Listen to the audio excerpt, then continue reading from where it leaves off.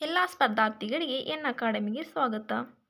ಇವತ್ತಿನ ವಿಡಿಯೋದಲ್ಲಿ ನಾವು ವಿವಿಧ ದೇಶಗಳ ಸಂಸತ್ತುಗಳ ಹೆಸರುಗಳು ಅಂದರೆ ವಿವಿಧ ದೇಶಗಳು ಮತ್ತು ಅವ್ರ ಅಲ್ಲಿ ಇರ್ತಕ್ಕಂಥ ಸಂಸತ್ತುಗಳಿಗೆ ಯಾವ ರೀತಿ ಹೆಸರಿಂದ ಕರೀತಾರೆ ಅನ್ನೋದು ತಿಳ್ಕೊಳ್ಳೋಣ.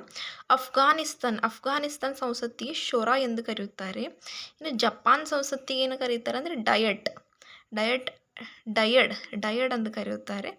ಇನ್ನು ಅಮೇರಿಕಕ್ಕೆ ಏನಪ್ಪ ಅಂದರೆ ಅಮೇರಿಕಾದಲ್ಲಿ ಸಂಸತ್ತಿಗೆ ಕಾಂಗ್ರೆಸ್ ಎಂದು ಕರೆಯುತ್ತಾರೆ. ಇಸ್ರೇಲನ್ನು ಕ್ನೆಸೆಟ್ ಎಂದು ಕರೆಯುತ್ತಾರೆ. ಭಾರತದಲ್ಲಿ ಏನಪ್ಪ ಅಂದರೆ ಸಂಸತ್ತು ಎಂದು ಕರೆಯುತ್ತಾರೆ ಸ್ನೇಹಿತರೆ, ನಮ್ಮ ಭಾರತದಲ್ಲಿ. ಇನ್ನು ಡೆನ್ಮಾರ್ಕನ್ನು ಪ್ಲೊಕೇಟಿಂಗ್ ಎಂದು ಕರೆಯುತ್ತಾರೆ.